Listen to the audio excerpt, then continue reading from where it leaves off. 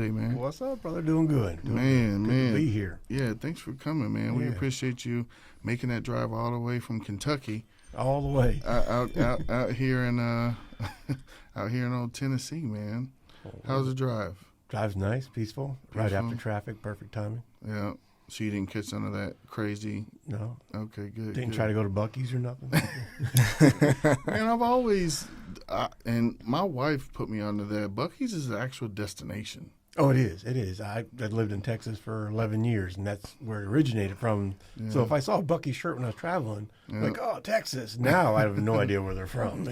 Oh, man, yeah, because they're blowing up everywhere. Yeah, Buc-ee's is coming up. Matter of fact, they were supposed to get one down there in Clarksville, but I don't know, the city of Clarksville, they couldn't come to an agreement with the highway division to build, like, the infrastructure for the exit to get off of Buc-ee's. Right. So, like, Buc-ee's actually bought the land and everything over there. They were going to put it in there, but...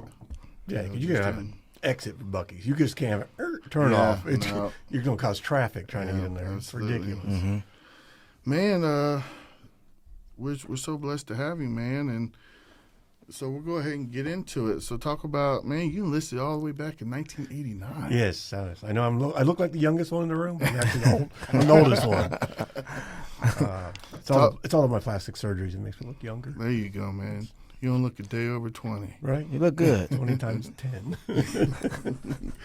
So 1989, man, what made you want to join the Army back then? I was a bad kid, heading the wrong direction.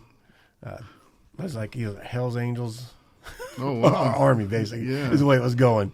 Dropped out of high school, was working, doing my thing, didn't think I knew everything. I didn't need no parents. I didn't need nobody. I'm a genius at 17. Oh, absolutely. We all think with that. After being a roller skating DJ, I knew it all. Mustang, a mullet, and a DJ. I was going places. It gives me Joe Dirt vibes. When you pretty much, yeah. Who knew they had Joe Dirt in the middle of California? But I grew up in the Bay Area in California. And again, I was going down the wrong path. But my uncle, who's 5-6 years older than me, he's like a big brother. Mm-hmm.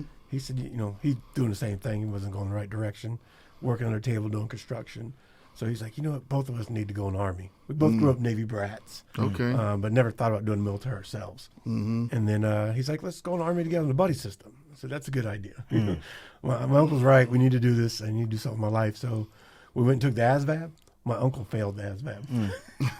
Wow. So he was older than you. Yeah, he's like, well, if they don't want me, I said, just test, retake it, go to school and get a better score. Oh, they don't want me the first time, I'm not going in. Thanks. One and done. Yeah. So then I ended up going in by myself at 17 years old.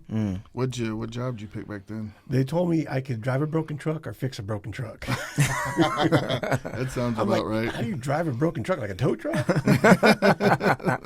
They're like, yeah, so, sounds good to me. That sounds like an easy job. Sounds a lot easier than trying to fix them. So, right. Okay, I came in as 88 Mike back then, 89. Okay. Sent me to Fort Hood. I couldn't go airborne back then. Okay. Because I had an uncle. One uncle went in the Army, and his chute tangled up. He drowned in Lake MacArthur there. Right. Wow. Holy crap. Yeah, so I had an uncle at 18 years old, drowned with a tangled parachute there. So my mom's like, I'm not signing for you. I'm not signing for you to go in because you look like your uncle. I said, well, you shouldn't have slept with him in the first place.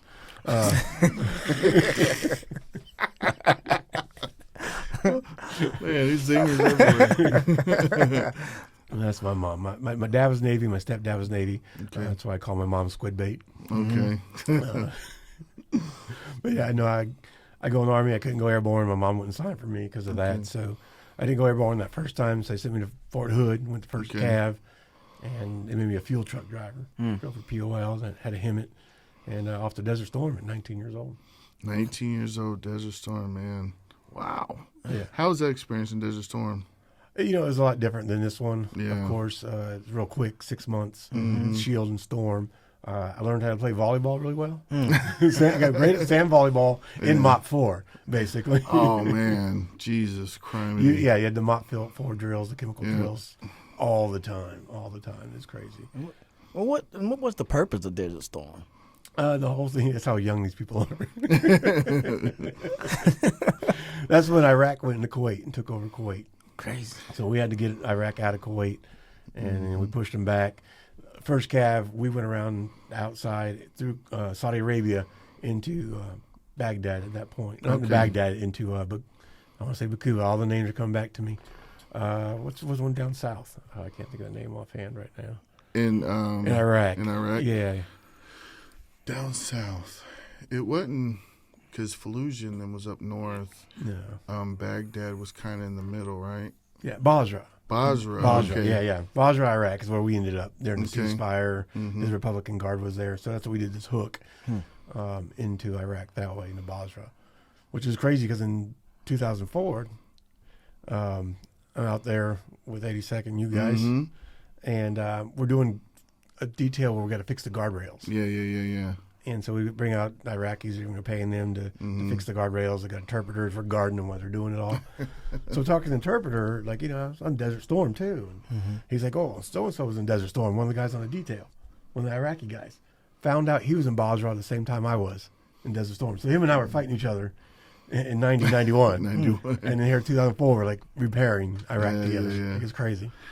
So you deployed to Desert Storm, Desert Shield, came back. I assume you was at Fort Hood.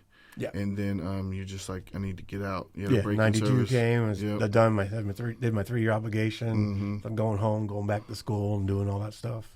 Okay.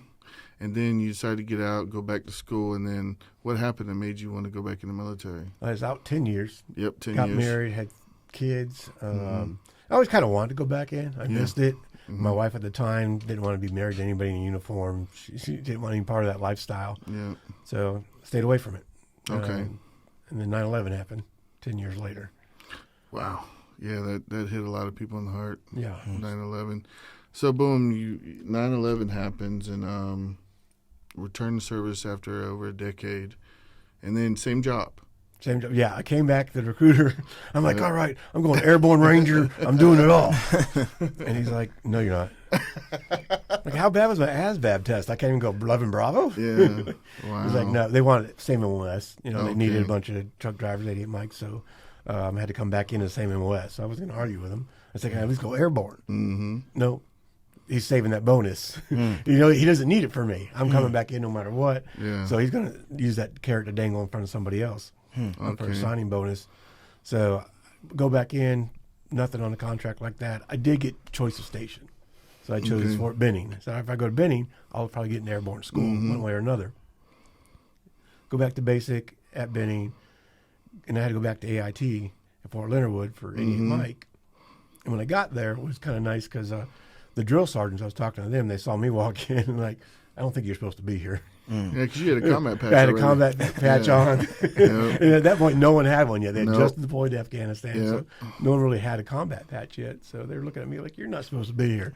And so I started talking to the drill sergeants. One of them graduated the class before me, and one graduated the class after me in 89. No crap. Yeah. Yeah. And here they are, drill instructors for the 88 Mike class.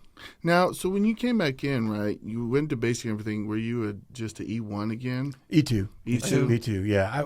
I went into the Guard for a little bit as an Okay. MP Yeah, in California, and they wouldn't do anything. They just, we don't got the money for this, money for that. Like, we live in a valley. Yeah. We could just go do some land nav stuff. There's a bunch of cops off duty, and they didn't want to do anything that weekend, watch football.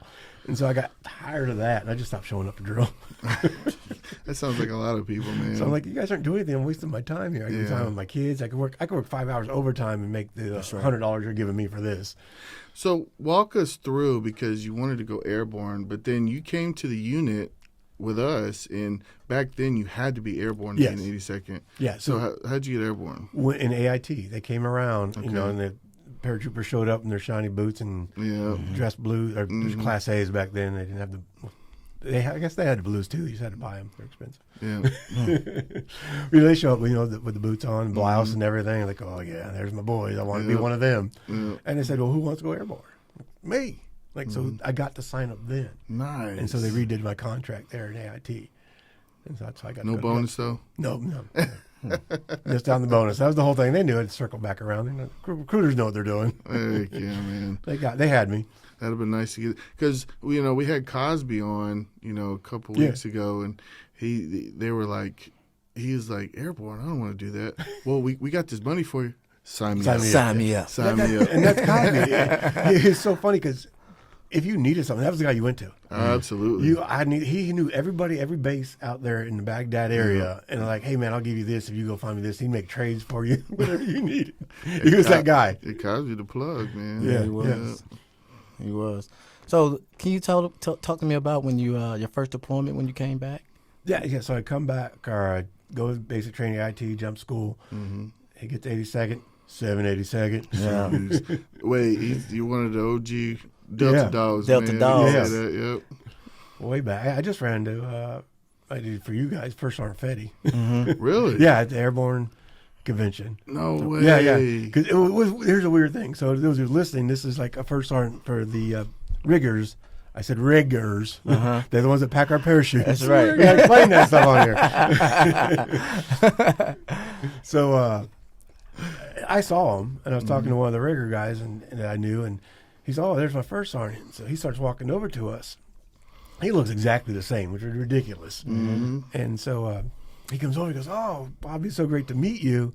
You know, I've been following you on social media and all this stuff." What do you mean meet me? I said, "First sergeant, I know you." He said, "What are you talking about?" He goes, I was a Delta Dog. He's like, "With Smalls?" I said, "Yep." Smalls came in just as I was leaving. Crazy. Yeah. Crazy, yeah. So it was a little inside for everybody.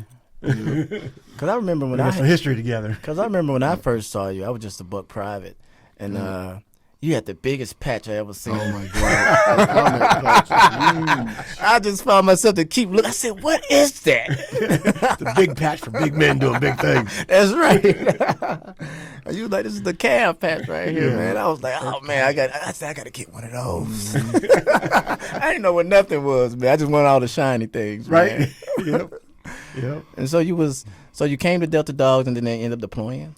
Yeah, so we got there, and everybody was shipping off to Afghanistan. I'm like, I want to go. And my platoon sergeant at the time, you guys would know as Sergeant Philpo. Yeah. Oh It's man. like, no, Henline, calm down. You got yours already. You're gonna go sooner or later. You know, because when I came back in, I knew I was 30 years old. I've been through this already. Right. One, I was young enough to still do something for my country. Two, the young men and women that are going to serve now, I can give something to them, my experience. So I was excited about that, and that's what I wanted to do. I wanted to get back out in the fight and be there for them and everybody. So I was ready to go, and Philpo just kept telling me, wait, you're going to go. So yeah, I'd go there, and then finally, you know, helping everybody else deploy out and doing all that stuff. As you guys know, we were busy 24/7. If you weren't deploying, you were helping somebody else deploy. Absolutely. You were working 24/7 or doing jumps, every kinds of stuff. But yeah, so I ended up deploying 2003 for the big, in March for the push into Iraq. For the push, man. Yeah. I remember so they got there in February, and they were talking about, I think it was 325 jumping in. Yeah. That's right, because we left in February. It was around Valentine's Day or something. We left to go out there, Because we were in Kuwait, and they were talking about jumping in, and everybody was freaking out about jumping in Iraq. Oh, yeah, we were putting 24 hours packing all the Humvees or packing everything and working around the clock to get ready to jump in. We were going to take over Baghdad airport. Yeah, that was the plan. And I guess news came back that the walls were higher, they had more personnel, and that's why we ended up not jumping in. Of course, that's what I heard is the intel was wrong. Plus, you had that storm coming anyways. That's why to drive in. But I'm sure you're going to get to the part where 173rd jumps in. Yeah. Well, you went after. So when you went to 173rd. Yeah, I went to 173rd. They rubbed their little mustard stains on you? Yeah. Matter of fact, I didn't see. I forgot to warn you. I speak ADD. They're all over the place. I never. So when I was in the 173rd, I was there from 2012 to 2015. Oh, way after, yeah. Yeah, I didn't see anybody with mustard stains then. But when I left there and went to Fort Bliss, we had a guy there who was in my company. He had a 173rd combat patch, and he had a mustard stain. So he was telling me, "Yeah, man, it was BS."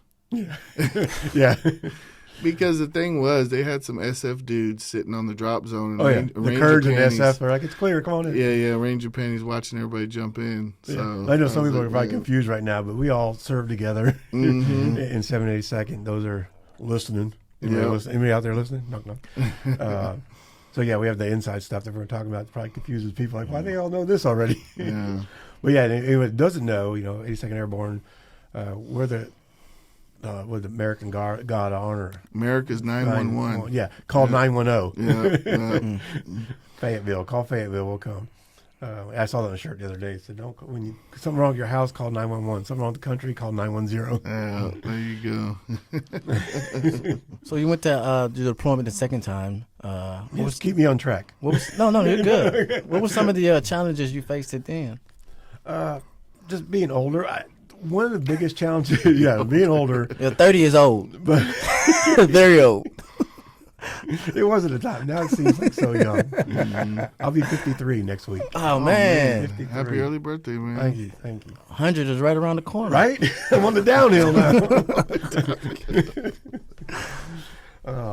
But one of the weirdest but best positions I had was being a lower enlisted and older with experience in life in the military. I connected with the lower enlisted, but then also our higher enlisted. I mean, I still went in the Army at the same time our first sergeants, or E7s, or E8s, E6s. I joined when they joined, so I was their age. So I had that where they respected me in the sense of my past, and the younger ones expect the same thing. But I was their go-between to kind of, Bobby, can you keep them at ease? Because you can tell them. I'm sorry, not Bobby, Sergeant Henline. Sorry, Henline. I've been a specialist still, but Sergeant shortly after that. Yep. But I was still a go-between guy because they knew that I could communicate with the lower enlisted better. Then they don't get their butt hurt. And Sergeant keeps telling me this. Like, well, this is why he's telling you this. I've been here. I've been in your shoes. This is my first rodeo. So that helped being that kind of go-between person. It's kind of a unique place to be. Yeah, man. And plus, you already had that combat experience that not a lot of people had back then. A lot of people, that was, majority of people, that's their first deployment. Yeah. So you're able to be there and bridge that gap. Like, hey, it's not that bad. Yeah. So it's a this is what they unique expect. position to be in, and I enjoyed that part. So how different was the Iraq one than from the Desert Storm?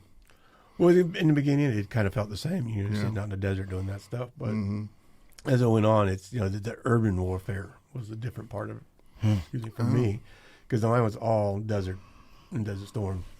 We just out there in the middle of nowhere. Yeah. But to be in the cities and the urban and stuff, that changed, and get to meet the locals too. As we were rebuilding and talking to the locals and all that stuff. Not everybody is the enemy out there. That's right. So that was unique and different. I like that part. I like the humanitarian side of it. Like, none of us really want to go to war, but it for the crazy type people you need just in case. We're willing to do that. But I'd rather have peace first. I'd rather go there and help another country and not have to go through a war. Yeah, man. Because I remember during those times, then there wasn't up armored vehicles, or any of those things. You guys was just out there flapping in the wind. We just took the doors off. It was hot. You just crazy. Hang out the side with your saw. Was you a SWAT leader then, or no? I was D4. D4. Yeah, so you was just. I went to the board while I was out there. You was a sham shield. Yeah. I was shamming big time. Man, I'm gonna tell you, they make you do the crazy stuff in the military. I remember because we had our green trucks. Yeah. There. Yeah, when you guys came back out, it was when you came back out, right? Because our whole battalion went, all 72nd went in the beginning, and then a small group of us stayed with 325 and 407 drivers, and the rest of you guys went back and then came back later. No. Well, I was with Campshire and them at BIOP. Oh, so okay. we was a little different because we was with the 407th. Okay, so you just stayed there. You stayed at BIOP? Yeah, we stayed the whole time. Okay, at BIOP. gotcha. But what they made us do is, because we had the green trucks, we went out there, we poured water on the mud and made mud and wiped it all over the trucks to make them tan. I'm like, why? We heard about that whenever they came back. That's when we heard about it. And then they drew us back with everybody else. And we're like, what are they doing? Because they said the Iraqis thought, or not necessarily the Iraqis, but whoever were blowing us up, thought that was armor.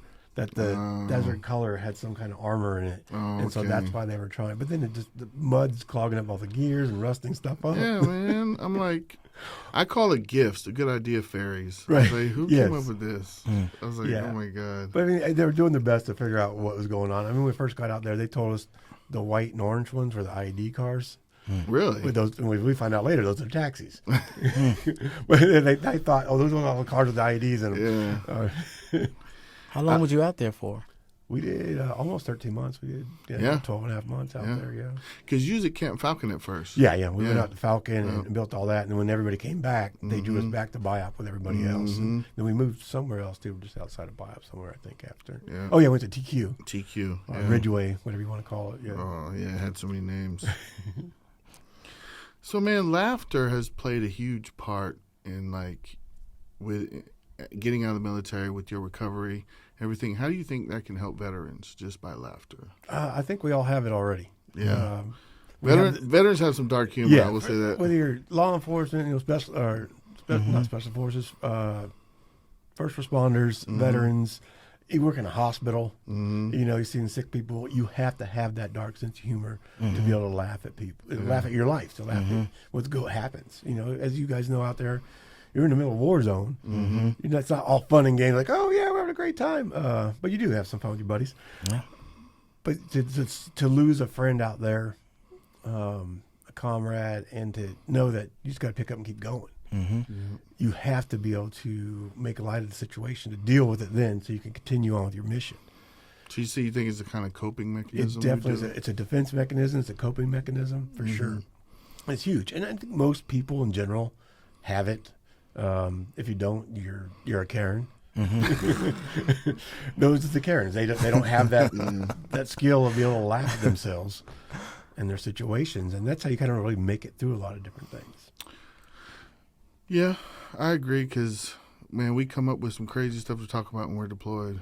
Oh yeah, what did you guys talk about? And I know you had that conversation. If you get hit when the ID started, what would you rather lose, arm or leg? That was always. For us, that's always the question. And it's always, just a leg. I want to be able to hug. I want to be able to grab both boobs. I don't want left out. The fact we made light with stuff like that, you know what I mean? Sometimes you had to smile to keep from crying while you was out there. Oh, yeah, for sure. 100%. Yeah. No, you lose a lot of friends and comrades. This was my fourth deployment when I got hit. And we lost a couple during the first one there. I think Desert Storm, I lost one out of my unit, and then in 2005, I don't think we lost anybody. Some of our friends lost, from other units and family members, but our unit didn't lose anybody in 2005. And then I go back in 2007, and my battalion alone lost 22. Holy wow. 22 in that one deployment. In 2011? 2007. 2007. This was in Iraq? In Iraq, yeah. All my deployments were Iraq. I didn't eventually go to Afghanistan until after I was injured. Oh, but you were in a different capacity. Though. Yeah. All different, having fun as a civilian at that point. Yeah. How did you develop your comedic style? Me, it's just, I think, again, like the rest of us, I just made fun of myself, made fun of the situation I was going through, especially if you're going through physical therapy and everything. And I guess I should explain my disabling good looks to anybody watching this right now. So it was 2007 in April 7th, 2007, when my Humvee got hit by a roadside bomb. They said it was 3 to 4 artillery rounds, 155s buried in the center of the road. And it was up our Humvee at that point, but not the bottom. Oh, yeah, the bottom's absorbed weren't that done blast. yet, Yeah. So it just, right underneath us, threw us 20 meters. Yeah. It left, I saw the report afterwards, it left a 5-foot hole, 5-foot diameter, and 3 feet deep. Holy crap. So I got photos of the report and everything. It threw the Humvee 20 meters. Like, you can't even picture it. It barely looks like a Humvee. I know I sent you a picture of it. And that's my door that you can see in that picture. And that's the only thing you kind of recognize. Oh, I think that's a Humvee. So I was the only survivor out of 5 guys in the vehicle. Wow. Jesus. And medically, the doctor said they didn't know why I was alive. I was burnt over 38% of my body. My head was burnt to the skull. I had my hand for 2 years. My legs were burnt real bad. My torso wasn't burnt too bad, but they used a lot of that skin from my torso and the front of my legs to rebuild the rest of me. They did all the skin grafts and stuff like that. 47 skin grafts. We're at 48 now. 48 now? 48, yeah. Jesus, who's counting? Man. Man, that's a blessing, brother. I'm glad you're still here with us, man. Thank you. Yeah. So you said it was the occupational therapist that recommended? Yeah. So after 2 years, I told them to take my hand off when I was in the hospital. It was just in the way. It caused pain for me. And just take it off. They're like, no, we're going to fix it. I said, give us 18 months. We'll try to fix it. I said, all right. I gave him 18 months to try to fix it. It didn't work. So I said, all right, let's take it off. So at 2-year mark, they took it off. Best thing I could do. So you said it didn't work. Yeah. Yeah. I'm sorry. You know, I couldn't do a stranger anymore. Those doggone strangers, man. But it was always numb, so I didn't have to sit on it. But no, it seriously, it just kind of hung like this. My wrist wouldn't straighten up. Oh, wow. And I could wiggle my fingers, but it would just swell all the time. It'd swell up, and I'd always have it elevated. Like the top of my hand was burnt, but my palm wasn't. My fingers weren't burnt. So that's the palm of my hand right there. Okay. They just cut it off of my wrist, and then they flapped the palm back on there. You can see like the lifeline. Okay. I guess because life keeps going. Okay, there you go, man. So yeah, so I did that, and so when they took it off, I was happy. It helped me a lot, and that's when I started seeing my occupational therapist, working on getting a prosthetic and everything. And so while working with her, I was still doing the same thing. I was cracking jokes. I started cracking jokes in ICU. Okay. As soon as I can remember, I stopped hallucinating. Yeah. After all that ketamine they gave me, some good shit. But after I got off the ketamine, I remember after 30 days in ICU. It was near the end where I could really kind of remember anything the last couple of days. And they were having me walk. And I really couldn't walk. I was dragging my feet. And just to walk around the nurse's desk was enough, and I was tired. I remember yelling at them because they wouldn't give me water. They said I needed more protein, so I had to drink those Sure drinks. And so they wouldn't let you have water.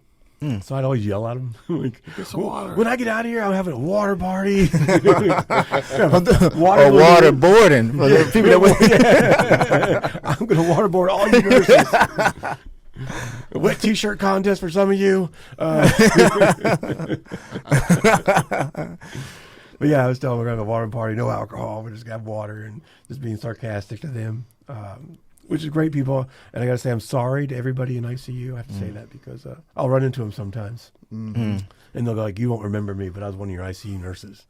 I'm sorry. I'm sorry. I heard. I don't remember it, but I put nurses in headlocks. I kept trying to escape. I thought I was captured. I was on that ketamine, hallucinating. I actually told my wife at the time, I said, they're breeding African mosquitoes in my skin, and they have me in a cave locked in this chair. Oh, man. And then afterwards, when I look back and I realized what they were doing, it was the skin grafts. And when they take the skin, they put this yellow stuff on the zero form. And after 10 days, they start picking at it to get the zero form off. And then 14 days later, they can take that same skin again. Okay. There's that top layer that they take that. Does the skin grow back?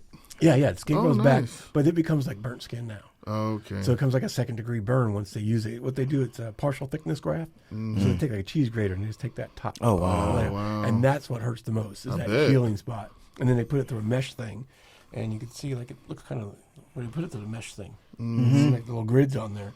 So then they put that skin there, they mesh it, make it bigger, staple it on there, hope that it takes. Okay. And then they have a full thickness graft, which it's not bad. Okay. It's not as bad because they take all the layers of the epidermis. A few Marines out there, that's your skin. Sometimes you got to explain things to Marines. It's the epidermis is your skin. It's the only big word I know, so I like to throw it out there. So I sound smart. But they'll do full thickness, like for my head. I can't even show you. I got the headphones on. But anyways, my head burnt all the way. So your head and your face. Then they don't want you to have like a mesh looking face, which that would have been kind of cool. I could have used that. Yeah. I would have done some cool stuff with it. But anyways, that's a full thickness graft. And what they do, they take all the layers. Like for my head, I got a tummy tuck. And it took them 18 months to get skin on my head. I went 18 months, no skin on the top of my head. It was crazy. Like I was out of the hospital. Did it hurt? No. Wow. No, it still doesn't hurt. It's just so numb. There's no nerves there. Oh, wow. So it's just wrapped all the time. But then eventually they said, all right, because the grafts kept failing. So they finally gave me a tummy tuck, and they took a big chunk of my stomach, and they put it on my head. But they took all the layers of the skin. So then it's just a stitch mark, like it's just like a regular cut stitching. Okay. So it's not as bad. It's not as painful. Okay. Pen, hand me that over there, man. Brother, you've been through so much. That shirt. Oh. You've been through so much, man. And we got a shirt for you here, man, just for your resilience. And it says, I survived the VA. Oh, nice. We had to break it to you, man. That's yours, brother, man. That's awesome. Man, we just thank you, man, just for everything you've done, man, and just for your brother. service, brother. Thank you. And you oftentimes say that it was God. Oh yeah. that's a whole other story. We need to get into that. Yeah, but and it kind of affords you a purpose now. Yeah, yeah. So I think God's given me the courage and the strength. Always the funny guy. God knew who I was and knew He can use me. I don't know why we say He though, because God's probably organized. He's probably a woman. But the crazy thing is, so I always had this sense of humor. I always kind of made fun of myself. I was kind of that person anyways. But I felt this about other guys that I've known that are severely injured, is it amplifies who you are. When you come so close to death, you get amplified of who you are anyways. You become more of that person.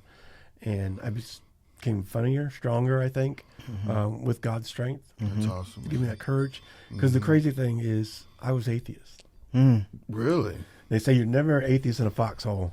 It's atheist for deployments. Okay. For deployments.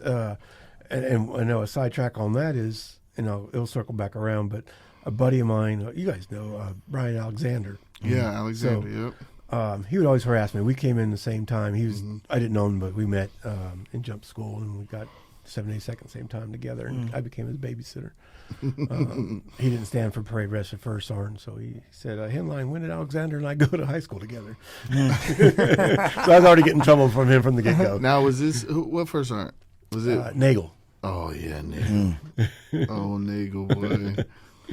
Tiptoe Nagel. Yeah. But, so Brian was always, Al was always a Christian from Oklahoma, and he'd give me shit about being atheist, and I'd give him shit about being Christian. But I wasn't one of those guys that, tear down your cross, you're insulting me by wearing a cross. It wasn't like that. It's like, I was raised Catholic, not real strict. And I just didn't want to believe, because I didn't like that someone gets to say, I'm sorry for raping, hurting a child, killing somebody. Like, I'm sorry, you go to heaven. No. You can pay for that shit. Yeah, I can see that. So I was like, I don't want to believe in anything, and that's what kind of pushed me away. But I'm still the guy to go back in the service. Still the guy that's going to take my shirt off my back and give it to you. So Brian and I gave each other crap. And he's always tried to get me to read these books. I'm like, I can't read. That's why I'm a truck driver in the Army. I read picture signs. It says, that lane's closing. I get it. But he gave me shit about doing that, and we go back and forth and read these books. So if you fast forward, I'm injured. I'm in the hospital. I come out of my medically induced coma, not seduced coma. I used to say it wrong. Seduced coma. Seduced coma. Medically seduced coma. That's seduced coma. We got to check your doctor out. Right. Well, I was on a panel one time with like 6 other burnt guys, and we're like talking to medical staff, and they're just, each of us shared 5 minutes of our story, and then they do a Q&A at the end. So they went down the line, they got to me, and I was a medically seduced coma, and no one said shit. Like, no one corrected me. I was like, I didn't realize I was saying it wrong. I didn't hear it. And then my buddy after me, he's a burnt Navy guy, and he's like, medically seduced coma. And when he said it out loud back to me, that's when I was like, oh. I heard it. And of course, him being a Navy guy said, "Oh, don't worry about it. You wouldn't have liked it. I had a female nurse." Oh man! But going back, it's when I woke up, I remember being in the coma, and the best way to explain the story, or in the coma where I felt like I was on like a giant white iceberg, and there's stars out at night. Like, it wasn't cold. It was very calm, very comfortable. And I heard voices telling me that I'm going to be okay and that my family's waiting for me.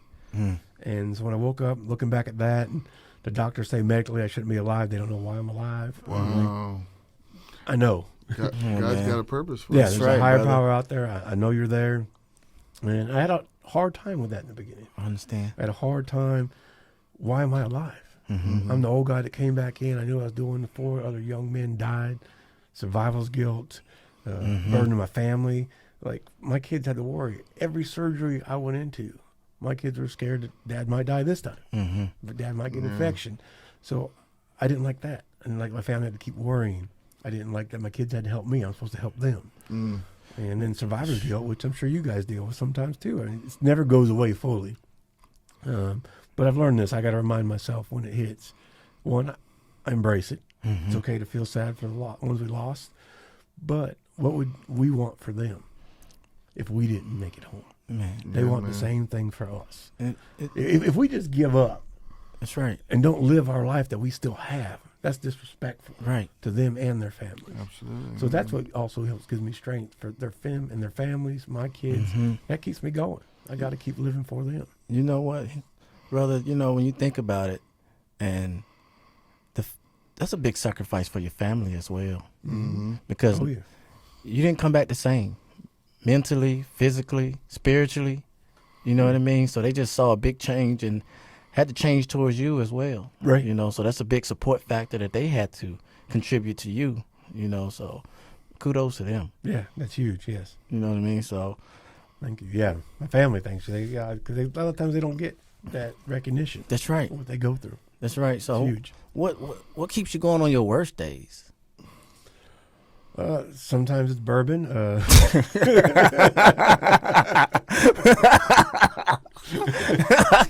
Amen to that. That's good.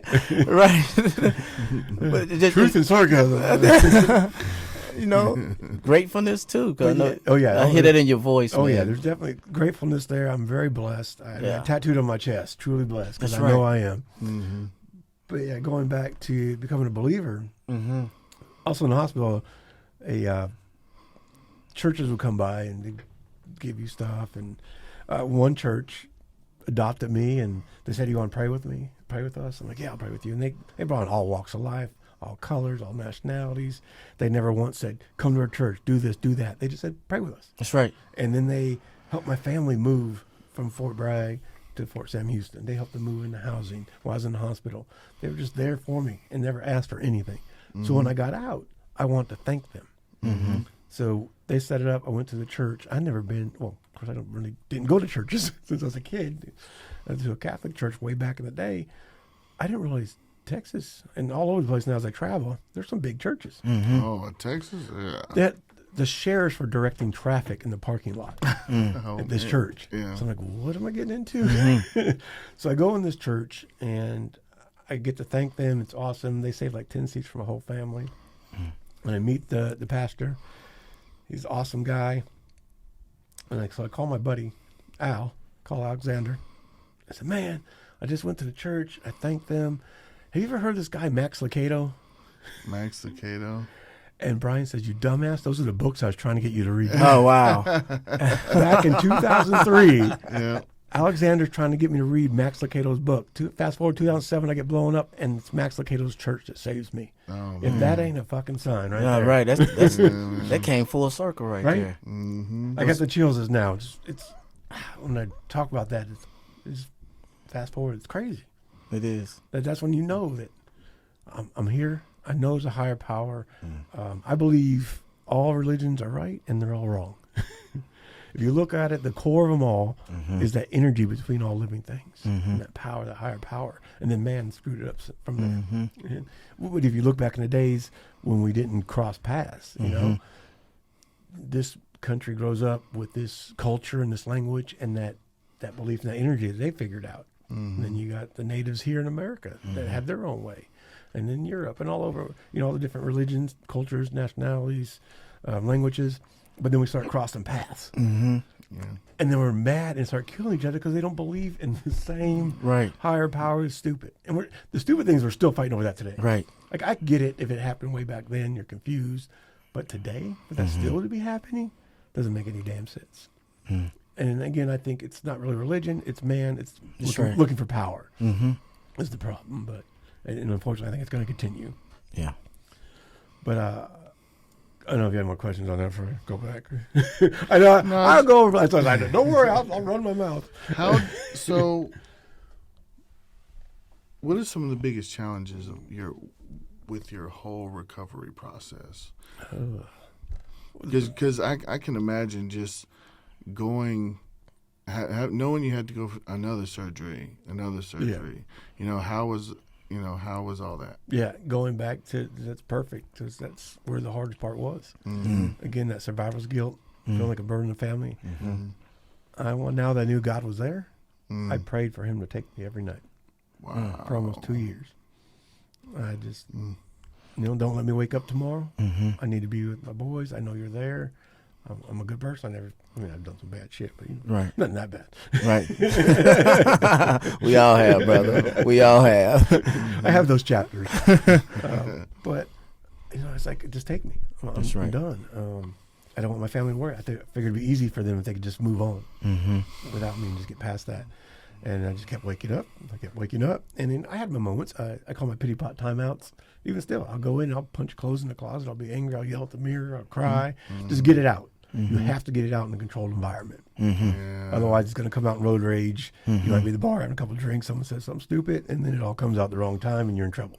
Right. Oh, And you get yours out through comedy. Yes. I do comedy. Right. I punch clothes. Why won't you fit? You got your fat. You got your spiritual side. Spiritual side helps me big time, of course. Always got to check in. Again, I don't pick one religion. I like them all. I said they're all right and all wrong. I think each individual needs to have their higher power that they believe, have their own personal belief with that higher power. That's for them. How big of a part did your family play in your recovery? Oh, huge. My family, definitely a huge part. The support from the beginning. Yeah, man. My unit, I mean, that family too. They were calling. They were coming by. They were visiting throughout the years. They'd come by the hospital. Someone else got injured. They'd come to the hospital and still stop by my house and have lunch and different things. So yeah, I mean, having small children at the time, that helps a lot because again, you got to be the example for them. That's right. Like even though I was having those praying to God and doing all that stuff to die in front of my kids, it's happy dad. Life is good. I'm gonna be all right. Be funny. Make jokes because again, the beginning the jokes were more of a defense mechanism. It's also put other people at ease to say, "Look, I'm okay. It's still me." That's right. Yeah, because people get a little weird. Yeah, they when don't know you what get to say. injured. They're like, I don't know what to do. Yep. I don't know how to talk to Bobby now. Yep. You're like, I'm the same guy. Yeah, What as are soon as you talking crack a about? joke like, "Oh, you're just the same idiot. You're still a pervert." Yeah. I'm getting older. I'm the dirty old man now. But yeah, that definitely the family to push for them and try to be the example. Man, I'll tell you, me and my wife used to watch this show, and I seen on the show this girl needed somebody for something, and then it cuts to Bobby turning back. I said, that's Bobby. Bobby was in Shameless. I couldn't believe it, man. Yeah, Bro, that really freaked me out. I was like, that's Bobby. That was awesome, man. How did you get into that stuff? It's crazy because doing the comedy, like I said, an occupational therapist taught me the comedy. I actually went to go prove her wrong. I'm like, this is not going to work. There's no way I'll go out in the general public and make them laugh at what happened to me. And so she kept nagging me. So I finally tried it. Prove her wrong. That was 14 years ago. I'm still trying to prove her wrong. That's good, man. But because of that, and I did the stand-up. It was good therapy for me. Like no one really laughed the first time, but it's like, this feels good for me. That's right. So I just started going to open mics and practicing. I'm like, okay, well, at least I get to make other people feel awkward. This is fun. They stare at me no matter where I go. So if I get up on stage, they stare at me. It was a big deal. And then I thought, and I started getting better at it. And that's when I thought, well, if I do this, there's other burnt veterans. There's other people with disfigurements, children that are born with disfigurements. If I can get there on stage and make fun of it, make light of it, and bring attention to it, that's going to help them. That's right. That people now understand, hey, that guy's a comic and this happened to him. Look at him. Now we can talk to this kid. We can talk to this other veteran. We know it's okay to ask these questions. So that's why I kept doing it too, for myself, my own therapy, and hopefully it could help others. Yeah, because you was in that role, and then I remember seeing you on social media. You also was on, what's that Navy movie? Battleship? Battleship. I did some extra work in Battleship. Yeah. Yeah, and going back to Shameless real quick, that just randomly, I watched the first 2 seasons of it, and it's kind of the same thing going over and over and over. And so I first 2 seasons, and I kind of stopped watching it. And then they called us out of the blues because one of the producers followed me. Oh, wow. And they had that role for Pyro Polly. Yeah, And Pyro Polly. They called me, well, we don't want to insult you for this role we want you to do. And I said, well, tell me about it. I thought it was awesome. They're making fun of me, which I do. This is perfect. And I'm not playing a wounded veteran. Yeah. I've done other movies where I play a wounded Marine. I play a wounded World War I soldier burnt by mustard gas. Holy crap. But I'm glad they're asking me to do something else. That's That right. they can see the humor in this and get that side of it out. So that was awesome. I was excited. they called us. We were in Cleveland, and we get the call at the hotel, and my wife's talking to them on the phone. She's my manager. She was just a manager then. Now she's the wife. So we're on the road. I have to pretend I have an affair with my manager. Makes it interesting. But she gets the call, and we find out what they want in the part. And they're like, all right, we'll tell them you're good with it, and we'll call you back. So we're having lunch. We're just sharing this barbecue plate. And she goes, phone rings. She slides off to the side on the booth, slides back. Goes, all right, you're flying to, this is Thursday. She's on Tuesday, you're flying to L.A., you're going to shoot that part in Shameless. I was like, what? Wow. What? And I put meat on my plate, I put it back on the main plate, I put it back. I couldn't even eat. I couldn't figure out how to eat. I didn't know what was going on. It was weird. It was crazy. Bro, that was so cool. It was so surreal seeing you on TV. I was like, that's Bobby. That's awesome. Yeah. I'm glad you got those opportunities, man. Yeah, it's crazy. Like I said, my life's been blessed by doing the comedy stuff and growing on to other things like that and getting out there. And it was funny with that show, that aired before COVID. Yeah. But during COVID, everybody was catching up on all these shows. And so I was constantly getting messages. Did I just see you? Did I just? My phone was blowing up. My social media DMs, like, were you on Shameless? Because everybody's just finally catching up on that. Was that like one of your most memorable moments that your comedy career took you, or? That was a cool moment, but no, so much more better. Can you name one? That's why I drove trucks in the Army, because of much more better moments. Much more better. You want to jump in airplanes? I'll jump in airplanes. This right here was like a job for you now. But yeah, that was a great moment, amazing moment. I think for my kids, exactly. Now it's not just dad. That's right.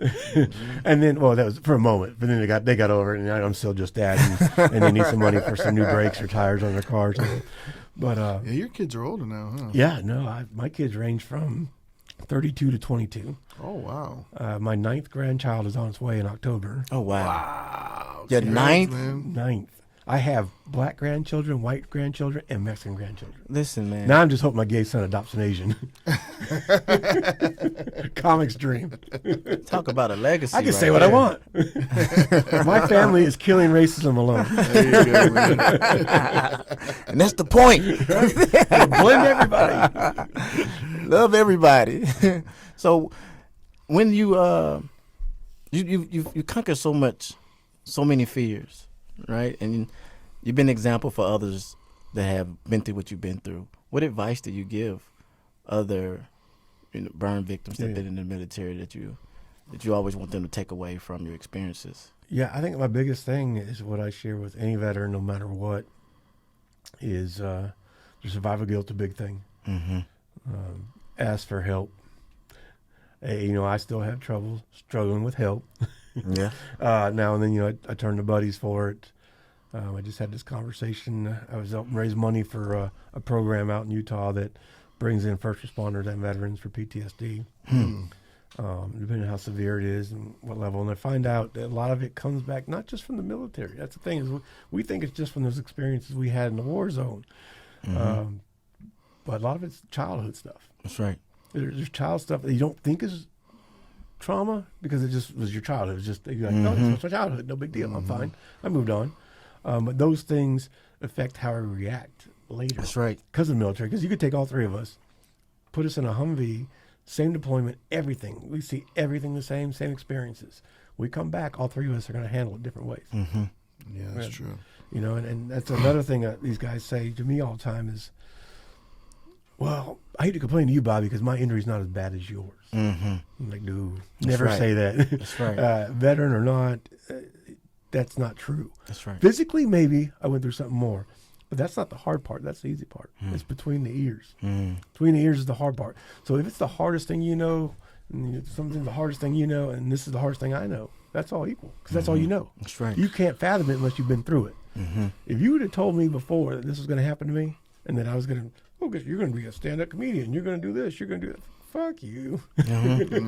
Oh, can we curse on your podcast? Is it too late to ask? Where's that beat button? Damn it, Bobby came in.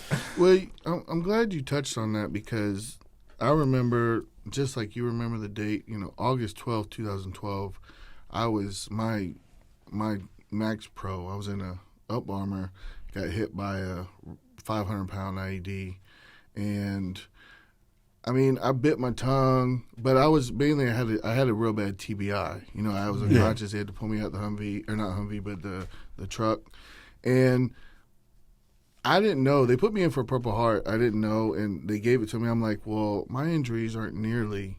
I didn't even think I deserved it, because, you know, when I look at somebody that happened like to you, or people that lost limbs, you know, and all that type of stuff, I feel like I really didn't deserve it. So. But I mean, they put it in, and I got it, but I just didn't feel like I really deserved it. You got it because you deserved it. If it qualifies, it qualifies, right? Yeah. I remember Vokes didn't want his. Yeah, he got hit, and a little pebble went by his eyes. Like, like you're bleeding this much further. It could have took out your eye and got into your brain. Like, wow, it was that close to you dying, really. And so we had to argue with him. So what's next for you, Bobby? Next, I'm going to keep pounding away at this comedy thing, and whatever comes its way. I got a vacation coming up. That's good. Nice. That's good. Right. This is the first year my wife and I decided we're planning vacation. We're going to do this. But the next comedy thing is coming up. When I get back from vacation, I'll be in Vegas. That's good, man, because I see you. Yeah, I see you on social media. You and your wife travel around. You know, she's like your road dog. Yeah. So that's really good, man. I'm glad you guys can, you know, find that and going through that. You get to experience all this with your spouse. Yeah, she's awesome. I mean, I couldn't be me without her. She is behind the scenes doing everything. She's probably working right now, making a flyer, putting something on sale. She's always working when I'm not working. And even when I arm, when I arm working, when I am working, she's there. She next to sells the shirts to raise money for a nonprofit, stuff like that. We met. She hired me to speak for her company. Oh, okay. She saw my story on social media, on Facebook it was, and Greatest Generation had a story about me. And usually it's like World War II veterans that have died. Yeah. So, she's watching this video about me that Time Magazine did, called Healing Bobby. Oh, wow. It was crazy. When Time, that's going back to like another great moment in my life. 2013, this guy follows me around what I'm doing. I'm visiting the families of the guys in my Humvee, visiting burnt kids at the hospital, and doing comedy. So he follows me around. And from Time Magazine, they do this little 10-minute documentary. They're going away from the magazine. They just start these Red Border documentaries. So the first year they did them. Okay. So I'm sitting in Colorado, and I get a call from somebody that the documentary's coming out. It was in the New York Times, talking about Time Magazine's coming out with Red Border documentaries. First one, Dr. Martin Luther King Jr. Second one, Bobby Henline. As what? Well, what? you can't mention those two names. That is crazy. It still gives me the chills. That don't make any sense. Like, you know. Like you told Penn, you earned it, man. I locked that door of the hotel room. I sat and I grabbed the bottle. I'm like, I don't know what's happening in my life. That you can't know. That's what, I mean, that's incredible respect right there. Wow. And that was probably one of my first, like, boom moments there. Like, what is happening? I think that goes back to what we were saying. Like, you can't judge someone's sacrifice. Right. You know what I mean? You got to let the world do that for you. You know, man. You do. So it's just hard to accept. It's weird. Yes. It's like, it's just me. It's just I'm just me. Superheroes don't like to be called superheroes, man. Most of our veterans don't even like to be acknowledged for the things that they done. Right. You know, they mostly live through survivor's remorse. Yeah, that's true. Because they lost people that don't feel like they did their job. Right. I see that a lot. Oh yeah. Well, that's right. And I make jokes about all that. I make jokes about us being heroes. You know, it's called wounded veterans heroes. I mean, the only difference in a wounded veteran and somebody else is, you know, you get up in the morning, you put your pants on one leg at a time. A wounded veteran gets up, puts on one leg at a time, and then his pants. That's the only difference. He puts on one leg at a time. That's messed up. That's a good one. So can you tell us about the, you said you had a nonprofit. Yeah. So meeting my wife, she hires me to speak for her. And she goes, I'll help you. Because she first said, well, what's it take to get you to come to Kentucky and speak for my company? And I said, airfare, hotel, and whatever your budget allows. You know, it's not about the money. She goes, well, that's not how you do business. You tell people what you're worth. And then you do this for nonprofits. And she goes, I'll help you if you want me to help you. I know that's right. And she was already helping another highway patrol guy out of California, the Garden of Golden Gate, Kevin Briggs, talked 200 people from jumping off the Golden Gate Bridge. Holy crap. And so he wrote a book, and he just retired, and people wanted to speak. So she was already helping him get booked. Meanwhile, she's the CEO of a mental health company doing that, and then helping this guy with his bookings and business side, and wants to help me. So I meet her in person, find out her birthday is the same day as my live day. Oh, wow, man. So I said, we're supposed to work together. That's a sign. So we started working together, and we worked together for years. And then I wanted my 20% back, so I started dating her. So I'm learning this business side. That's crazy. And then, everybody bugged me, like, why don't you have, I was raising money for the nonprofits, going out there doing comedy, speaking, sharing my story, helping other nonprofits that were doing great things. And someone said, why don't you have your own? Like, I don't know. What do I do? So I thought about it, like, what would I do for my own nonprofit? And I took things I liked from other nonprofits, what they did. Keep it simple. I'm not a doctor or anything like that, but I can take what I learned and add that into a nonprofit. So I called it Forging Forward. There you go. It's Bobby Henline Foundation, Forging Forward. I forge forward through the fire. Now, I can help others forge through that fire. So we help veterans and first responders. We do retreats. We learn outlets. So, like, say you're going to a retreat. It's like 3 or 4 day retreat, and I want them to learn an outlet, like kayaking. These things, something simple that helps heal us. That's Mother right. Nature, painting. I've been to a songwriting one.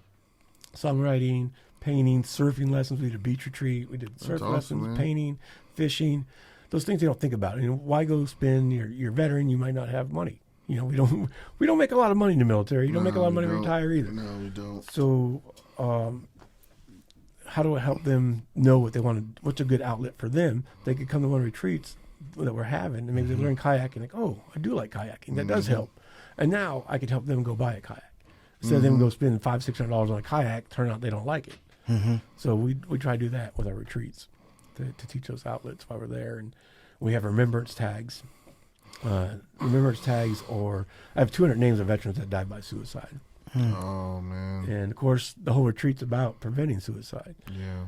And so I take those names, I have them on dog tags. I call them remembrance tags, because they all have to be combat veterans. Their name, their branch is on the long chain, which is going to be closer to your heart than the little chain has the Forging Forward on it. But like on that tag, it has their name, no dates, just their branch, their rank, and it says never forgotten. And it'll dash for their life. And then on the bottom one, it's Forging Forward, what's strong with you? And Forging Forward, we say, what is strong with you? Not what's wrong with you. Everybody else is like, what's wrong with you? That's right. No, what about your strengths? I like that. Use What's your strong strengths with to you? build your weaknesses. Yeah. You know what? I give those. They have to do an oath with me. Yeah, that. They do an oath with me, and I give them these names of veterans that have died by suicide that they won't do the same thing. And a lot of them have contacted families through social media, so now their family knows that their son or daughter, or brother, or sister are helping another veteran through this, and it's been very powerful, very powerful. Absolutely, man. I really think so. As veterans, when we get out, when we're in the military, we have all this responsibility.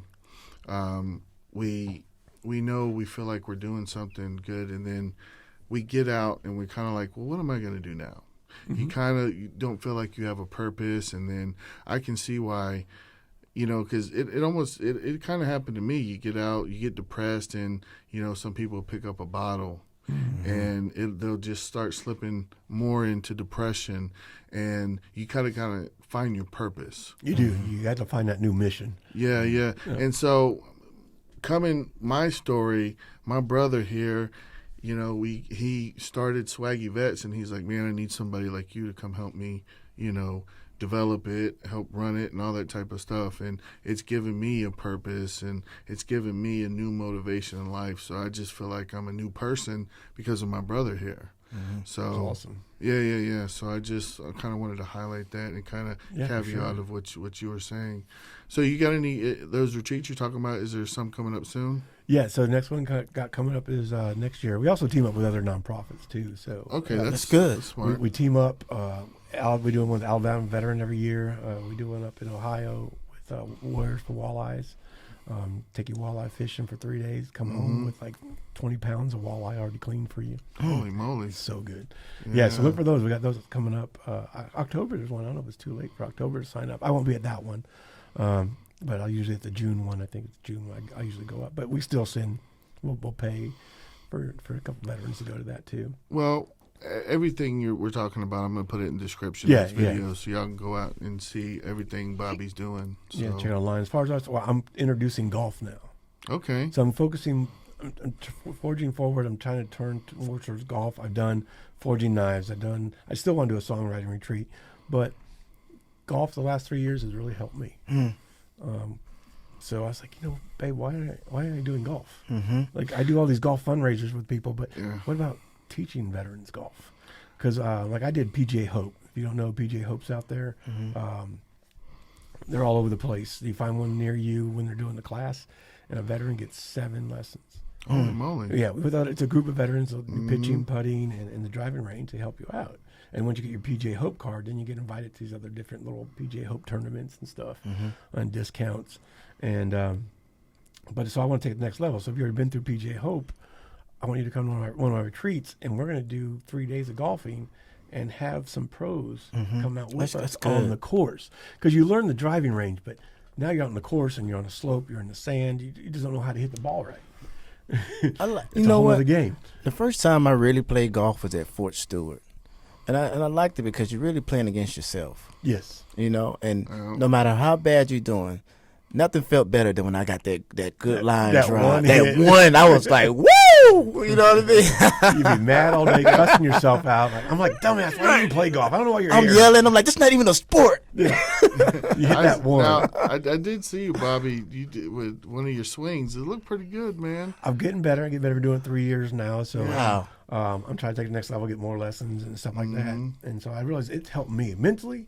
If I go on the golf course, you have to focus so much on that game. It takes you away from everything else. Exactly. And then, I still get angry at myself. Like, I know I can do better than that. But then I look up and go, it's a beautiful day. I'm golfing. What is my problem? Calm down. So I talk to myself, do the breathing. And like I said, you're not going to be fixed. You can hear all the answers and you can implement those tools, but it doesn't mean all of a sudden, you fixed yourself. I try to explain to people too, like, we're like houses. Yeah. You build a house and you buy it brand new. You're still going to need specialties, special tools for those things. You get the foundation's going to shift on you. You're going to need a new roof, window, electricity. Those are all different skills and different tools. It's the same when we're repairing our bodies. You're always got to constantly work on it. Maintenance. Absolutely, man. Got to have preventive maintenance and everything PMCS else. yourself. We need to write a PMCS self book or something. I don't know. It might be out there already. Yeah. If I think of it, it's usually already thought of it. I'm not that smart. One of my buddies, he's a truck driver. He's got his own truck company.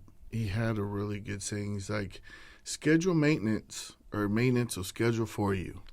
Oh, yeah. That's a great point. Because your body's going to start breaking down if you don't maintain it. Oh, yeah. So you're going to be At forced 53, I'm feeling it. There you go, man. Yeah, I clip my toenails and I got to go to a chiropractor right after that. It's ridiculous. Well, I got my beautiful wife, and she does nails, so she always does my feet for me. And I God bless her, because I got some dogs barking. I think we all do. Yeah. Mine howls. Barking dog. Yep. I'm like a crazy Vietnam vet. You can't touch my feet. Maybe get old. It drives me crazy. Don't touch me. But I've forced myself to go a couple times, and once I get past the clipping and cringing, the scraping, all that stuff, I'm fine with. The massage on the calves is great, but it's like, I just cringe. So I sweat like crazy when they're working. You back at the war. Oh yeah. I'm like, I'll tell you what you want. Stop torturing me. So what's next with the comedy? You got any shows coming up? Yeah, I got the World Series of Comedy in Vegas coming up. The top 100 comics from around the United States will be battling off for first place. I got a guaranteed spot in that because I won first place in Ohio. Oh, wow. There you go. Heck yeah, man. The well-done comedian is on the run. He's on fire. And then from that, in October, I got some stuff going up in Indianapolis and just outside Chicago and McHenry, Illinois. Starting to do more VFWs and American Legions and doing fundraisers for my nonprofit. So I get out there, we do it as a fundraiser, all the money goes to the nonprofit, and we sell these awesome shirts. And I saw on your social media you was at Zanny's, and I was like, man, I missed it, because Zanny's is right up the road from here, man. I was like, man, I really wanted to see Bobby, but Yeah, I need to get back in there, and they got one in Chicago too. But it's really weird after all these years of doing this. It's still hard to get into comedy clubs. really, You know, like when both times I was there, they're fundraisers, and that's how I got in. And they still don't bring you back, and all these credits. You know, it doesn't matter. Time Magazine, Showtime, Prime, all that. But it's just a different era these days with comedy. You see the Matt Rives, the Nate Jacksons, which are the great crowd work. Those guys are geniuses. I hate crowd work. It scares me. really, Man, I would think you'd be good at crowd work. I'm good because I don't feel like there's pressure right now. But when I feel like I have to be funny, I want it scripted. I want it written out, practiced, rehearsed. And so I'm trying to implement that more into my set because I mean, I could do 50 minutes an hour without it. And I have a set I've been working on. And my whole thing with the comedy is I want to get at that level where I get that special. That's right. And then when I put the special out there, I'm kind of done. That's right. I'm done. There it is. Hopefully that inspires others. And now that also, if you know about me even more, the more people know about me, then the more people I can help with my nonprofit. No such thing as a life that's better than yours. No such thing as a life that's better than yours. Love yours.